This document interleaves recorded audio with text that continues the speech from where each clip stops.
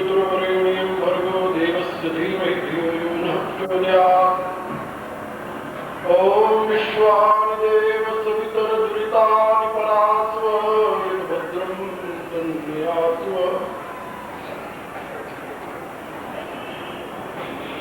ॐ यो वै श्रीरामचन्द्रः स्वभगवानद्वैतपरमानन्दात्मा यत्परब्रह्म भूर्भुवस्सुवः तस्मै वै नमो नमः। ॐ यस्मिन् सर्वं यतो सर्वं यः सर्वं सर्वतश्च यस्य सर्वयो नित्यं तस्मै सर्वात्मने नमः। यत्र यत्र रघुनन्दकीर्तनं तत्र तत्र कृतमस्तकाञ्जलिं वारि परिपूर्णलोचनं नौमि मारुतिं राक्षसान्तकम्। श्रीराम जय जय राम।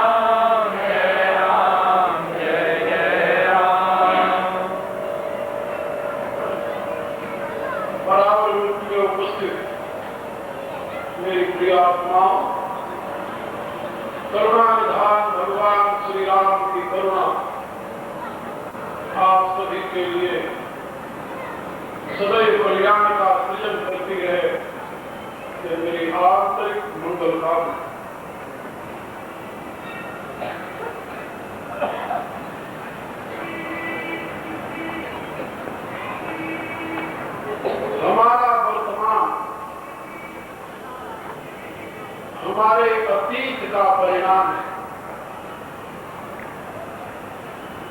और हमारा भविष्य हमारे वर्तमान पर ही अवलंबित है।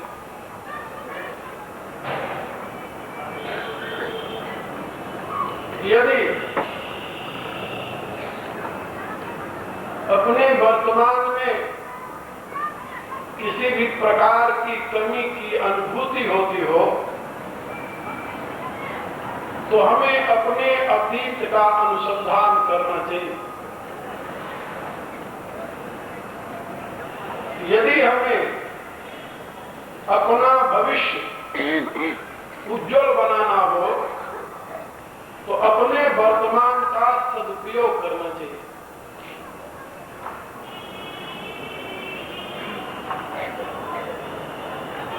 इंग्लैंड में एक सेरे नाम का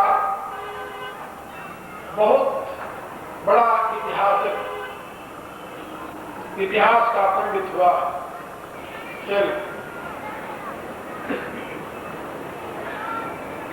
उसने अपनी एक पुस्तक में लिखा है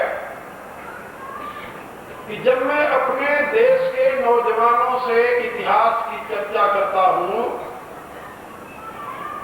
तो उन्हें ये नहीं समझना चाहिए कि मैं पुरानी बातों को दोहरा रहा हूं। यथार्थः मैं उनके भविष्य की योजना को सुदृढ़ भूमि प्रदान कर रहा हूं, उनके अतीत के इतिहास को बताकर।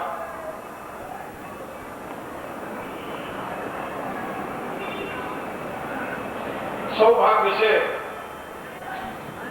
मैंने भी भारत के अतीत का इतिहास बहुत तन्मयता और गंभीरता से अध्ययन किया, समझा।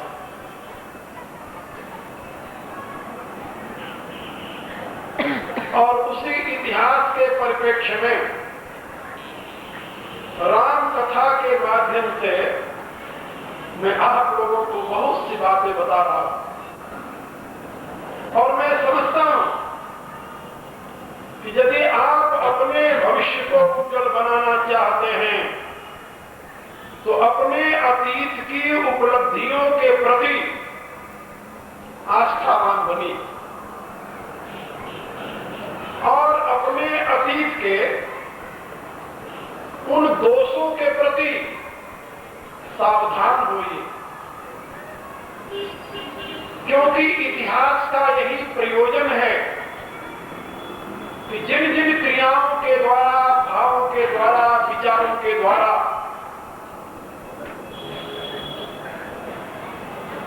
आपके पूर्वजों ने अपना उत्थान किया, अपने वैभव को विश्व के मंच पर प्रकाशित किया, अपने आप को गौरवपूर्ण स्थान पर प्रतिष्ठित किया, उन भावनाओं, विचारों और क्रियाओं को आप अपनाइए। और जिन मान्यताओं ने, जिन विचारों ने, जिन क्रियाओं ने उनको पतन की दिशा प्रदान की, उससे बचने का प्रयत्न कीजिए। ये बात याद रखिए, मनुष्य के सामने जब तक कोई आदर्श नहीं होता तब तक वह अपने उत्कर्ष के लिए प्रयत्नशील नहीं होता। छोटे बच्चे के सामने यदि चलता हुआ बच्चा न दिखाई दे, आदमी न दिखाई दे, तो कभी भी वह उठकर खड़े होने का प्रयत्न नहीं कर सकता। इसी प्रकार से मनुष्य के सामने यदि कोई आदर्श न हो, वह अपने आप को उन्नत करके उस आदर्श के समान बनने का प्रयत्न नहीं कर सकता। पश्चिम के विद्वानों ने लिखा कि भारतीय ऋषि इतिहास लिखना नहीं जानते थे। वे ज्ञान विज्ञान के तो पंडित थे, उन्होंने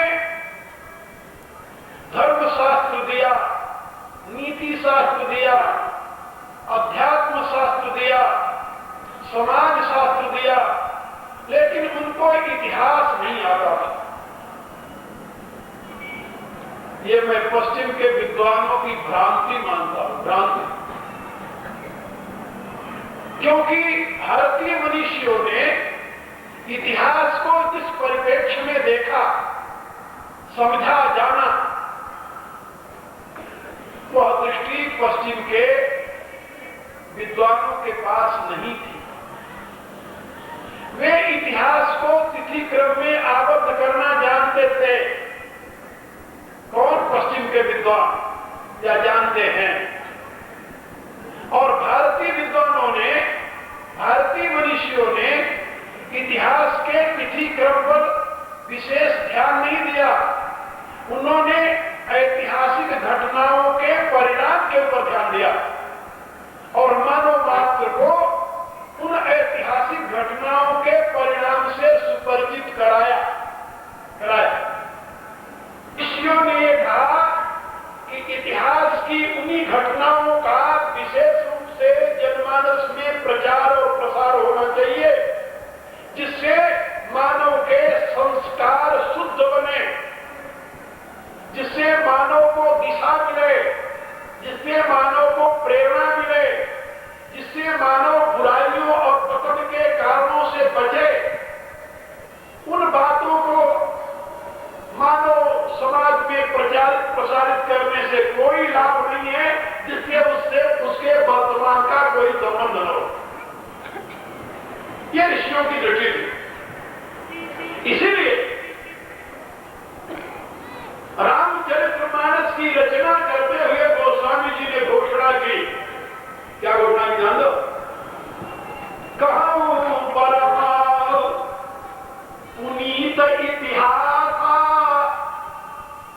सुनत श्रवण छूटई भव पासा। हे मनुष्यों, मैं तुम्हारे समक्ष एक परम पुनीत इतिहास कहने जा रहा हूं। परम पुनीत इतिहास, इतिहास कह रहा हूं। ये कहानी नहीं है, ये मिथ नहीं है, ये नॉवेल नहीं है, ये इतिहास है। इतिहास माने इतिहास अर्थ ऐसा हुआ था। इतिहास शब्द का अर्थ होता है इति हा, ऐसा हुआ था इतिहास। यही अर्थ चाणक्य ने अपने अर्थशास्त्र में किया है इतिहास। और आपको यह जान करके आश्चर्य होगा, जिस बृहदारण्यक उपनिषद में वेद को परमात्मा का विश्वास बताया गया है, वहां केवल वेद ही विश्वास नहीं है, वहां वेद के साथ इतिहास पुराण भी परमात्मा के विश्वास है, ऐसा बताया गया। अथर्ववेद के मंत्र में जहां चारों वेदों के आविर्भाव का कथन आता है, वहीं साथ साथ इतिहास और पुराण के आविर्भूत होने का कथन आता है। क्योंकि भारतीय मनीषा सृष्टि के नित्य प्रवाह को स्वीकार करती है। नित्य प्रवाह, यह सृष्टि कब से है, कब तक रहेगी, इसके विषय में कुछ नहीं कहा जा सकता। सृष्टि की इति मिति नहीं है, ये नित्य प्रवाह है। नित्य प्रवाह तुलसीदास जब भी रामायण लिखते हैं, देवी मोहब्बत सोची वादी विधि प्रपंच अनादि। ये सृष्टि का प्रवाह अखंड रूप से चला आ रहा है, अखंड रूप से। वर्तमान का वैज्ञानिक भी ये मानने लगा कि एनर्जी एटर्नल है, इंफिनिट है। Infinite eternal energy is the root cause of this universe, not only this universe but so many universes, and evolution and devolution of these universes are going on continuously. There is no limitation. एक ब्रह्मांड बनता है, कुछ दिन तक रहता है, जब उसके बिखरने का समय आता है तो उसके अनेकों ब्रह्मांड और उत्पन्न हो जाते हैं। वेद में बताया गया कि जैसे समुद्र के अंदर अनेकों बुलबुले उठते हैं, ये गिष्ट करते हैं, थोड़े समय बाद टूट करके उसी समुद्र में लीन हो जाते हैं, इसी प्रकार से अनंत ब्रह्मांड इस प्रकृति के प्रवाह में उत्पन्न होते हैं, स्थित होते हैं और उसी में मर्ज होते रहते हैं। और उसी को वैज्ञानिक वर्तमान की भाषा में बताता है कि ऐसे अनेकों ब्रह्मांड, अनेकों यूनिवर्स उस एनर्जी के एनर्जी रूपी समुद्र में अभिव्यक्त होते हैं, स्थित होते हैं और उसी में लीन हो जाते हैं। उसको इवोल्यूशन और डिवोल्यूशन कहते हैं। जैसे ये सृष्टि का क्रम अनादि और अनंत है, ऐसे ही इस सृष्टि क्रम में मनुष्यों का जीवन भी अनादि और अनंत है। इसी प्रकार से उसका इतिहास भी अनादि और अनंत है। कहीं इसकी सीमा नहीं। दुनिया में जितने प्रचलित धर्म हैं, उनके तीन विभाग। एक धर्म ईश्वरवादी, जिसके लिए मैंने कल बताया था कि मिडिल ईस्ट की थे ईश्वरवादी, ईसाई, यहूदी और इस्लाम, ये तीनों धर्म ईश्वरवादी। ईश्वरवादी का मतलब कि ईश्वर ने कहा कुन तो सृष्टि हो गई। ईश्वर ने जीवों को बनाया, ईश्वर ने जगत को बनाया, 6 दिन में बनाया, 7वें दिन विश्राम किया। जेनेसिस पहला अध्याय जो पुरानी बाइबल का है, उसमें समझाया गया जगत को ईश्वर ने बनाया, और ईश्वर ने पहली बार बनाया है और आखिरी बार बनाया है। ये मनुष्य का जीवन पहली बार मिला है और आखिरी बार मिला है, फर्स्ट एंड लास्ट।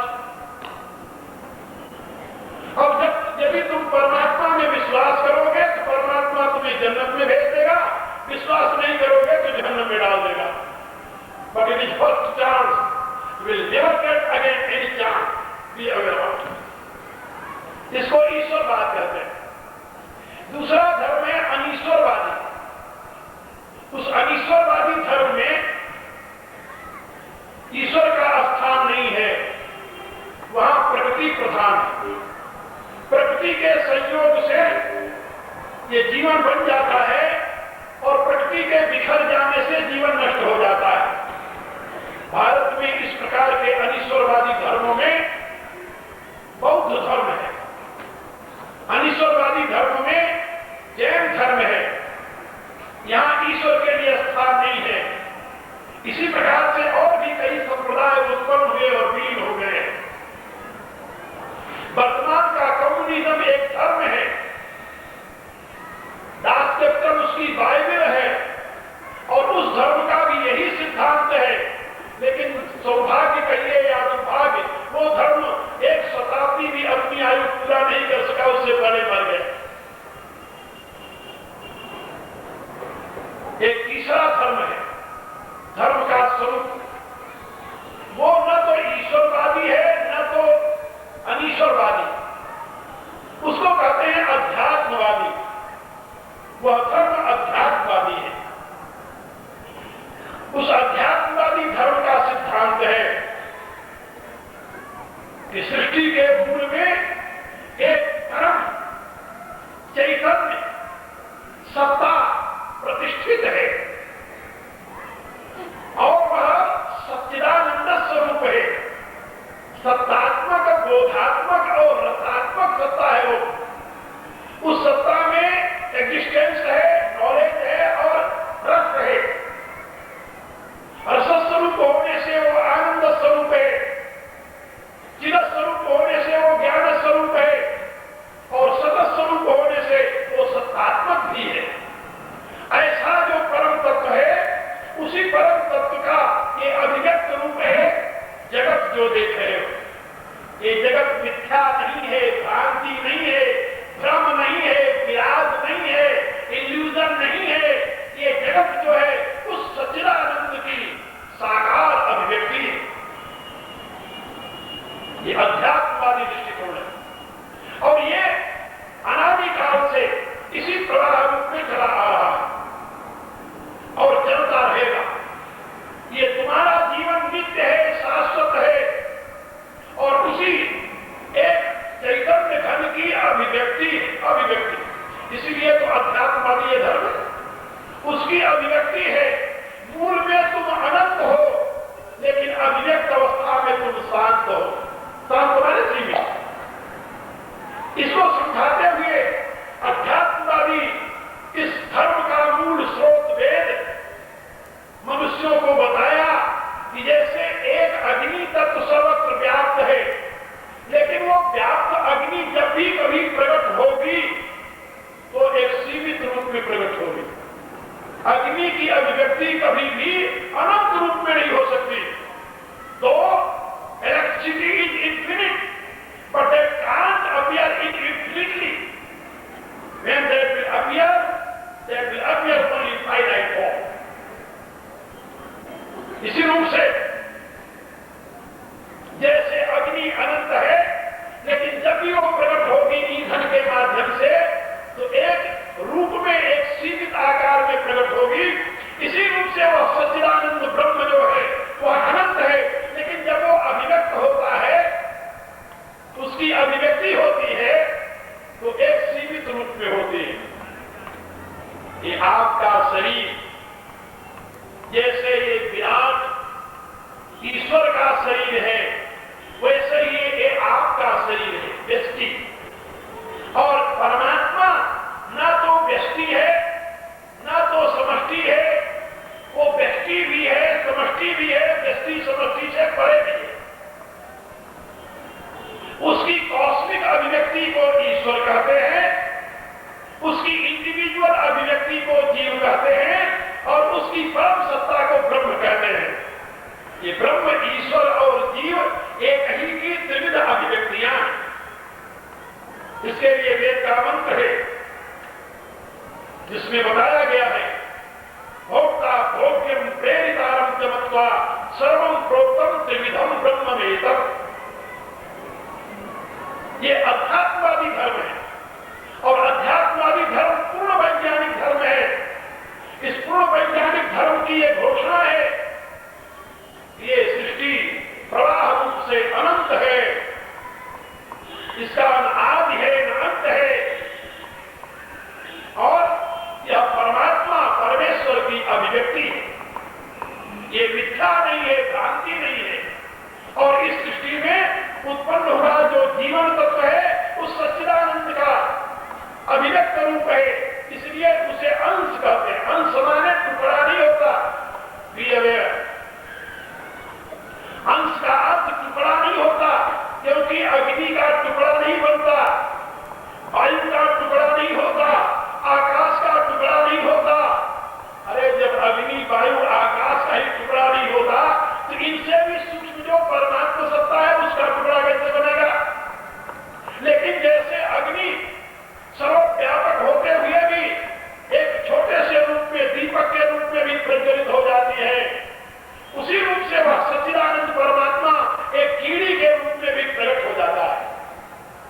ये वेद का सिद्धांत है, मंत्र है इसके लिए। अग्निरे दैवो भुवनं प्रविष्ट रूपम रूपम प्रतिरूपो बभूव एक तथा सर्वभूतांतरात्मा रूपम रूपम प्रतिरूपो भविष्य।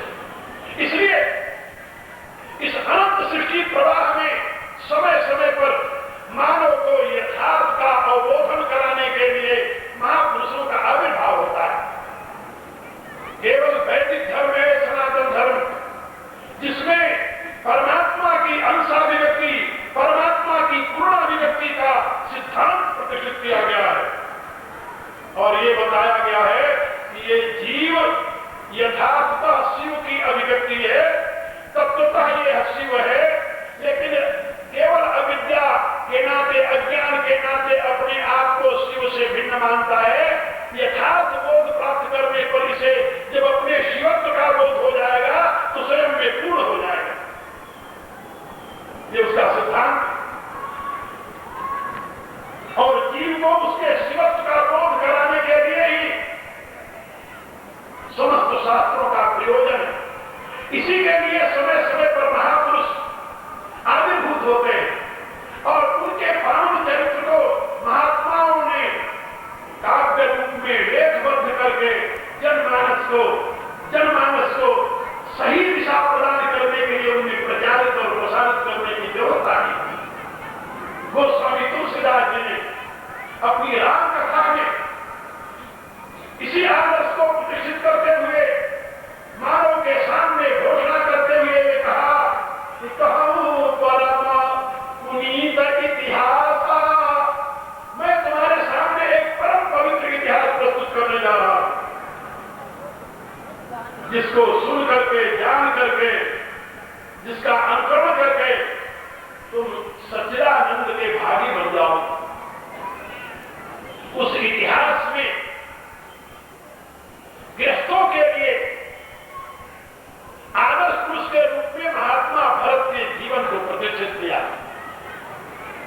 और बताया कि जब समाज में भ्रांति का साम्राज्य हो जाए, धर्म के नाम पर ऐसी मान्यताएं जड़ पकड़ लें जो मानवीय समाज के विकास में अवरोधक सिद्ध हो, बाधक सिद्ध हो, जिनको स्वीकार करके, जिनका अनुकरण करके मानव समाज गर्त में गिर जाए, ऐसी मान्यताओं को उखाड़ फेंकने के लिए एक क्रांतिकारी महापुरुष की आवश्यकता होती है। और समाज पहले तो उसका विरोध करता है, लेकिन बाद में उसका अनुकरण करने लगता है। ऐसे ही महापुरुष थे। त्रेता के अंत में अवतीर्ण हुए भरत के रूप में महात्मा भरत, राम के छोटे भाई। उनकी मां ने राम को वन भेज दिया। अवध की प्रजा अनाथ हो गई। अपने पुत्र के वियोग में महाराज दशरथ प्राण त्याग दिए। अयोध्या का कोई रक्षक नहीं रहा। उस युग के महान ऋषि वशिष्ठ ने दूत भेज करके ननिहाल से भरत को बुलाया। भरत ने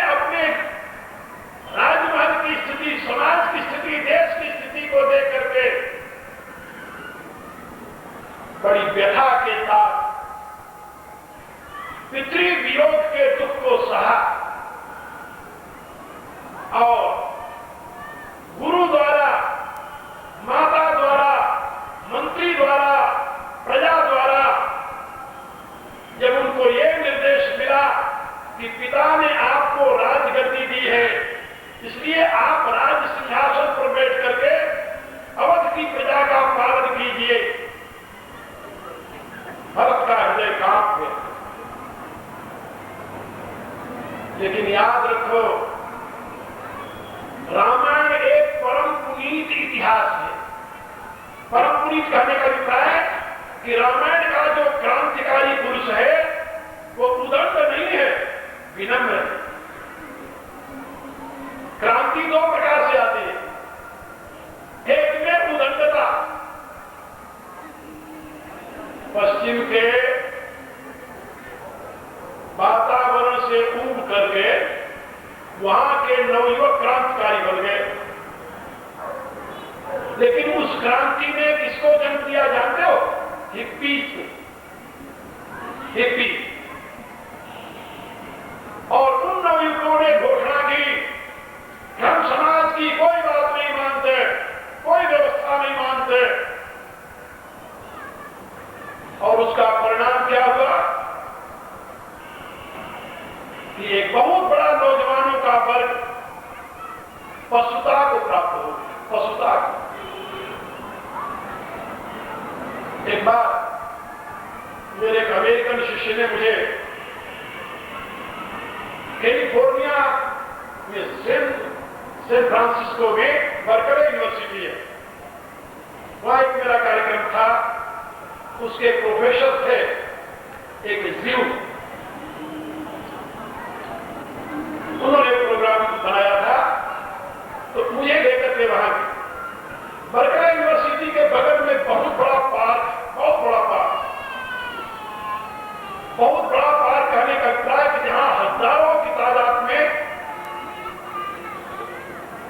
पार्क को लोग देखने जाते हैं, मैं भी गया। वहां जाकर देखा हजारों की तादाद में नौजवान लड़के और लड़कियां नग्न अवस्था में वहां पड़े हुए। हमारी कार पहुंची, 10-15 लड़कों लड़कियों ने घेर लिया, give me something, give me something, give me something. मैं हैरान होकर देखने लगा। मैंने उस प्रोफेसर से कहा, घंटा ये कौन लोग हैं? उसने मेरे से कहा कि ये अमेरिका के दुर्भाग्य हैं। और मैं आपको क्या बताऊं? तो मैं आप लोग ये बता रहा था कि पश्चिम में क्रांति आई, लेकिन उस क्रांति ने जन्म दिया हिप्पीज को, क्योंकि वो क्रांति विवेकपूर्ण नहीं थी। भारत में भी उसी प्रकार की क्रांति धीरे धीरे आ रही है। और क्षमा करना, मुझे भय है कहीं यहां भी हिप्पीज के अनुयायी ने पैदा हो जाए। रास्ता वही लोग पकड़ रहे हैं धीरे धीरे, क्योंकि विवेक के अभाव में जब परिवर्तन की बात कही जाएगी तो वहां संघर्ष का उदय होगा। और संघर्ष जो है वह मनुष्य को विनाश की दिशा में ले जाता है, विकास की दिशा में नहीं ले जाता। लेकिन रामायण का जो क्रांतिकारी है वह अबुध नहीं है, अज्ञानी नहीं है, वह उदंड नहीं है, वह पूर्ण संस्कृत व्यक्ति है, पूर्ण ज्ञानी व्यक्ति है, पूर्ण विवेकशील व्यक्ति है और पूर्ण विनम्र व्यक्ति है। वह है महात्मा भरत। तुलसीदास जी लिखते हैं, जब सारी प्रजा